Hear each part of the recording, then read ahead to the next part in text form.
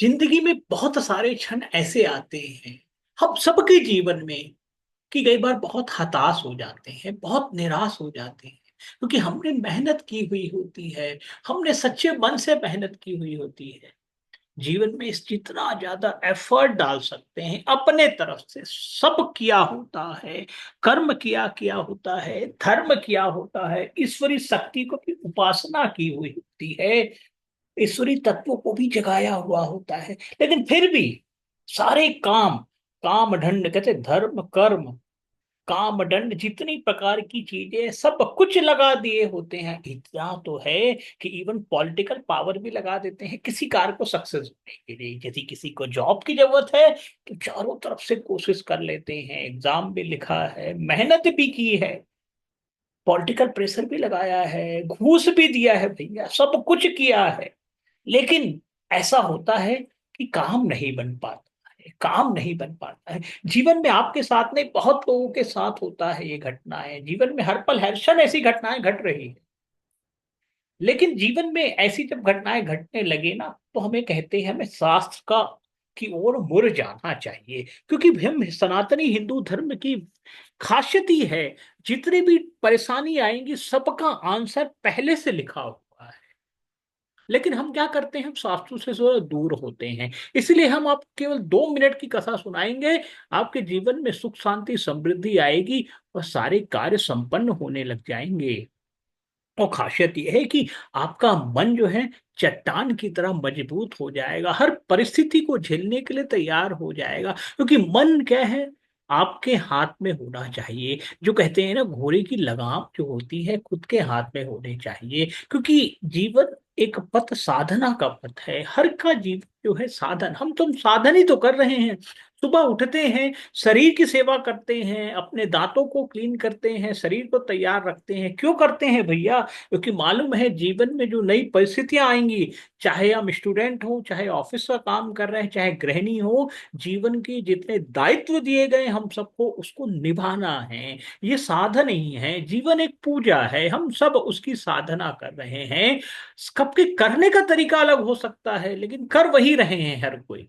हर कोई जीवन में सफलता हासिल करना चाहते हैं, हर कोई अपने परिवार के लिए मेहनत कर रहे हैं। इसीलिए कहते हैं हिंदू सनातनी धर्म में बहुत विशेषता है, एक परिवार की तरह जुड़े हुए रहते हैं हम सब।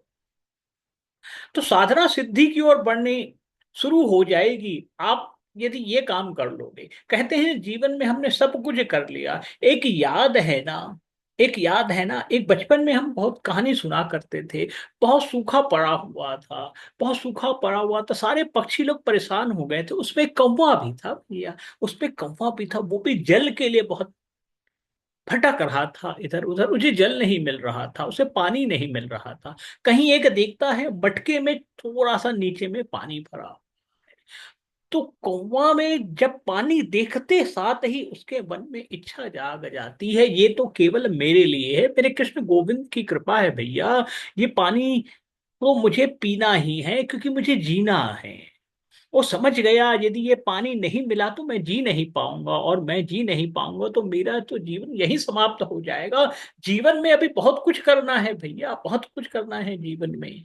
तो कहते हैं ना, यही से साधना शुरू हो जाती है, हम सबकी भी साधना यही शुरू हो जाती है। और वो करता क्या है, कहते हैं ना, जीवन में एक एक रुपए इकट्ठा करके लाखों करोड़ों रुपए कमा लेते हैं लोग। वही ये काम करता है, एक एक कंकड़ पत्थर उठाते जाता है वहां से और उसको मटके में डालता जाता है, और थोड़ा थोड़ा पानी ऊपर उठने लगता है। वो समझ जाता है, वो समझ जाता है कि बस बस मुझे लगे रहना है, इस कार्य में लगे रहना है। यही जीवन सिखाता है।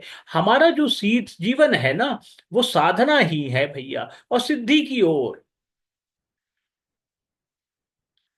लेकिन करते क्या है, हम घबरा जाते हैं, किसी भी कार्य को करते करते क्या घबरा जाते हैं, मन में हमारी दुविधा होने लग जाती है कि कार्य संपन्न होगा कि नहीं। यदि माताएं बहनें उपास रहती हैं या किसी सिद्धि कार्य करने के लगी हुई हैं तो कई बार घबरा जाती हैं, और कितने दिन करेंगे महाराज, 10 साल हो गए उपासना करते हुए फिर भी हमारा काम नहीं बन रहा है।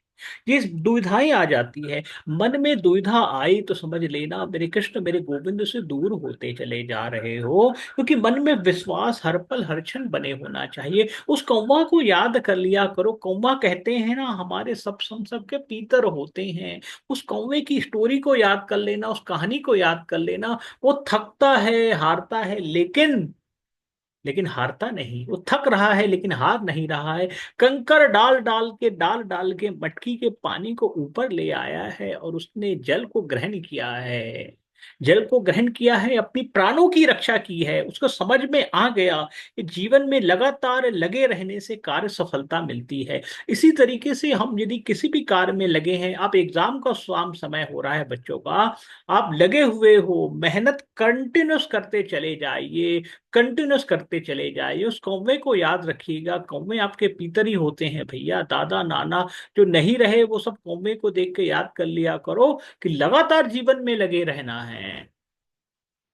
और घर के आसपास यदि बाग बगीचे हैं ना, तो वहां जाया करो, माली को देखा करो भैया। माली कैसे मेहनत करता है, एक एक फूल को उगाने के लिए कितनी मेहनत करता है। पहले इस मिट्टी को सजाता है, मिट्टी को तैयार करता है, कंकड़ पत्थर हटाता है उससे, फिर उसमें बीजारोपण करता है। बीज रोपण करने के बाद थोड़ा थोड़ा जल डालता है, और ये प्रोसेस को रखने के बाद 2-3 दिन तक गायब हो जाता है उस जगह से, क्योंकि उसको मालूम है मिट्टी को अपने आंचल में समा ली है इस बीज को, उसको समय लगेगा।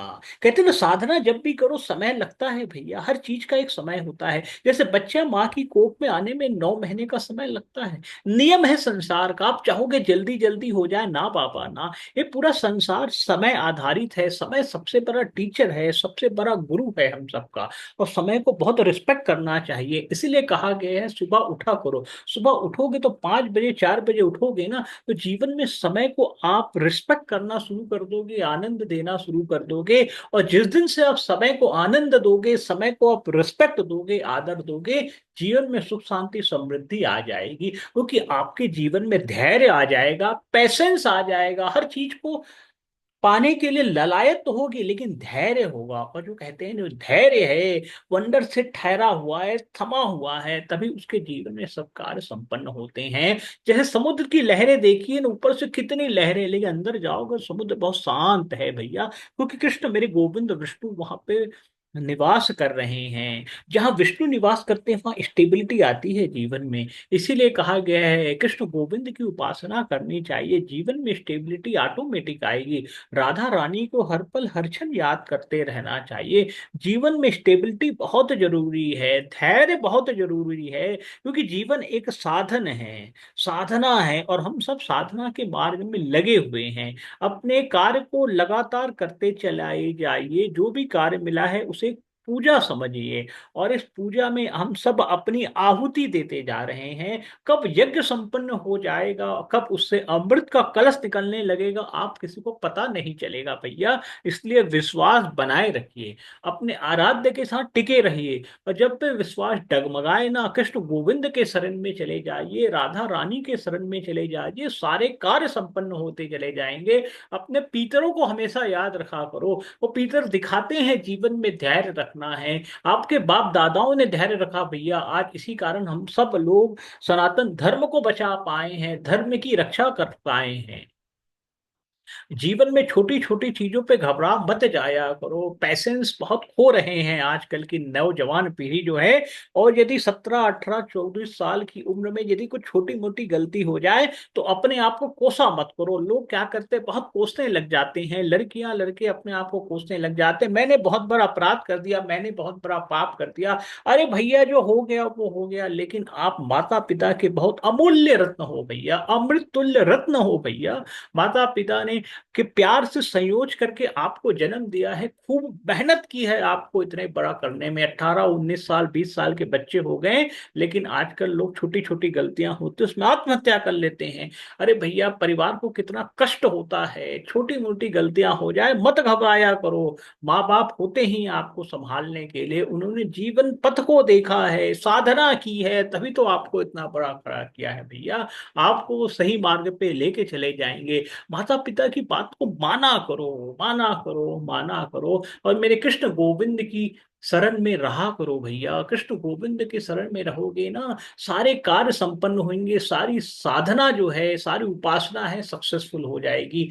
जय जय श्री कृष्णा, जय जय श्री राधे, वृंदावन धाम की जय हो, राधा रानी की जय हो। हम सब पर राधा रानी की असीम कृपा बनी रहे, वृंदावन धाम की जय हो। जय जय श्री कृष्णा, जय जय श्री राधे, राधे राधे।